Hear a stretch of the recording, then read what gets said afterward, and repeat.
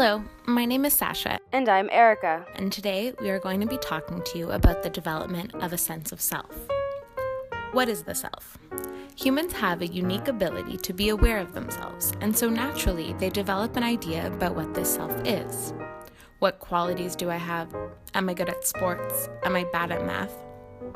It is important to recognize that even though the self is constructed and understood by the individual, it is always in relation to others, as we are social beings. So self-concept is defined as all of the perceptions and beliefs that we have about the self. Our self-concepts are extremely complex and involve multiple different components and levels of specificity. In general, it can be broken down into three main areas: cognitive, social, and physical.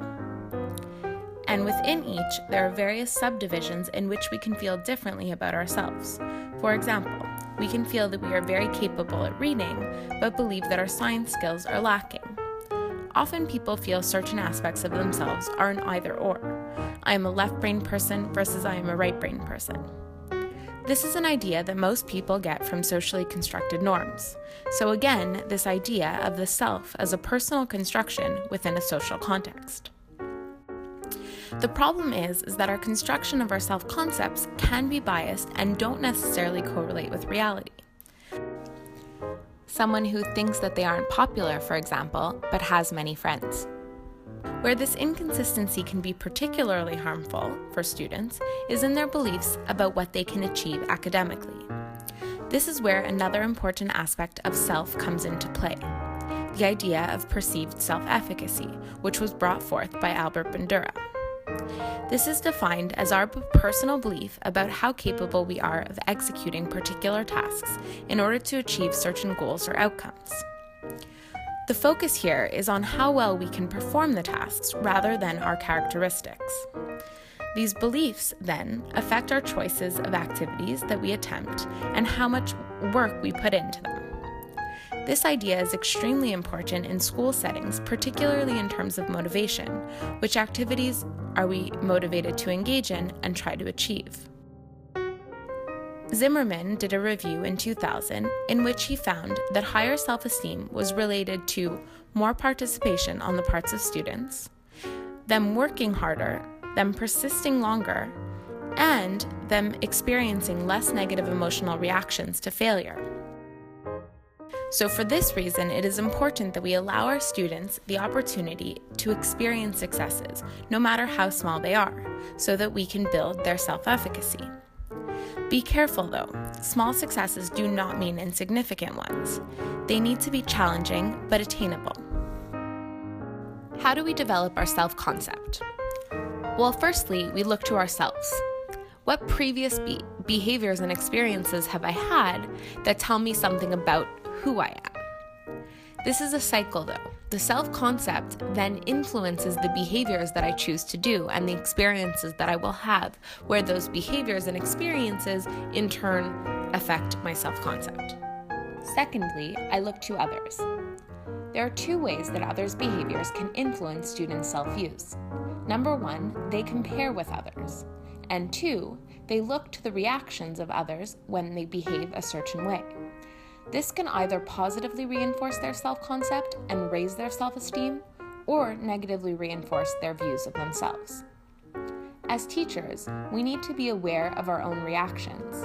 We should praise good behavior in the classroom while spending less time correcting bad behavior. This praise should positively reinforce those good behaviors and raise students' self-concepts. As we have seen in Chapter 3 of our textbook, Principles of Educational Psychology, they outline 3 stages of developmental changes in students' self-views. There is childhood, early adolescence, and late adolescence. First, let's focus on childhood.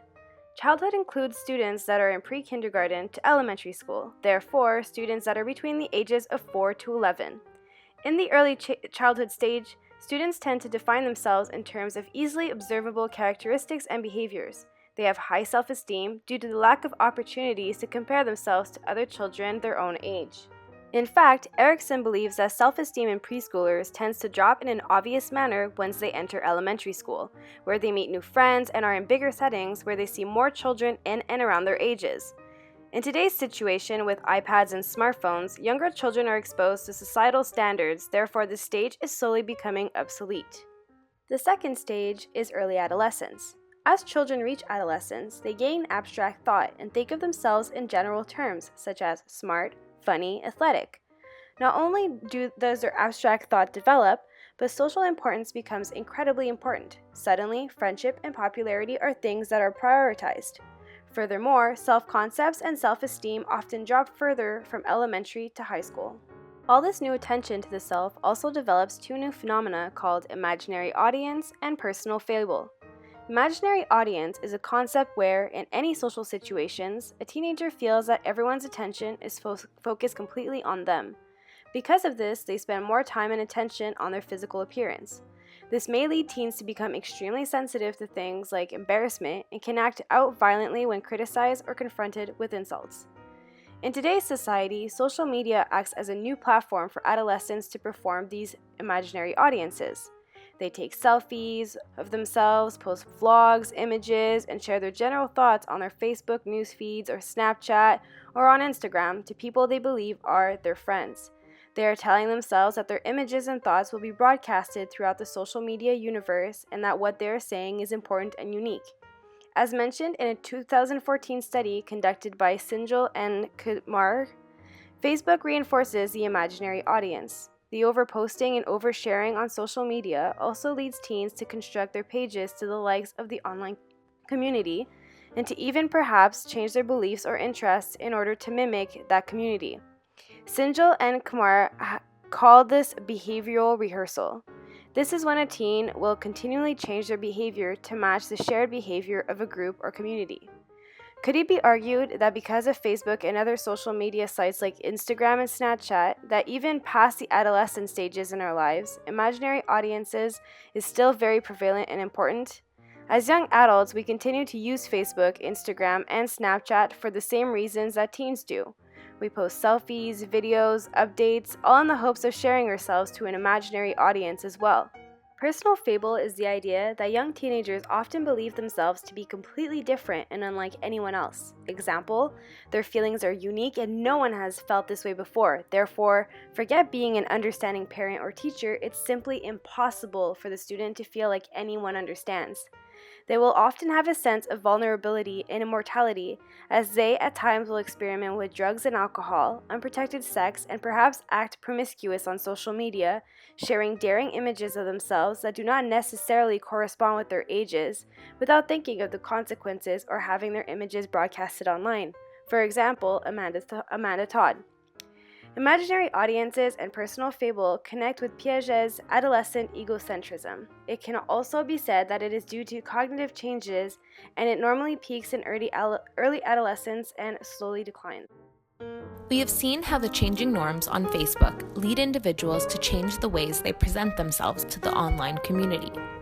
We can use this idea of imaginary audience to our advantage in the classroom and turn it into a real audience by changing the norms so that discussion and sharing are accepted and used. This can connect to the idea of personal fable as well. Since our students have the tendency to believe that they are alone in everything, they likely often feel that when they are confused or don't understand a concept, they are the only ones. But this, in fact, is not the case.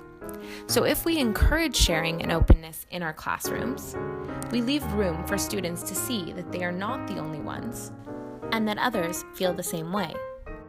The last stage in the development of the self is identity formation. Identity refers to a self-constructed idea about who we are and what values we hold. This part of the self concept begins to develop in late adolescence. Marcia discusses 4 different ways in which identities are constructed during this stage. She identifies that for identity to be fully achieved, one must first go through a process of moratorium in which various options are explored and weighed.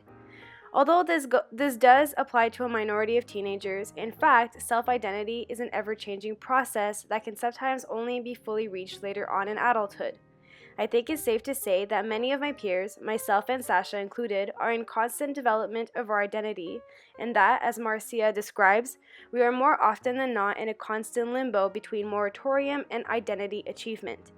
Therefore, it is important, in my opinion, to push students to find their identity by exploring various options, but not to pressure them into doing so.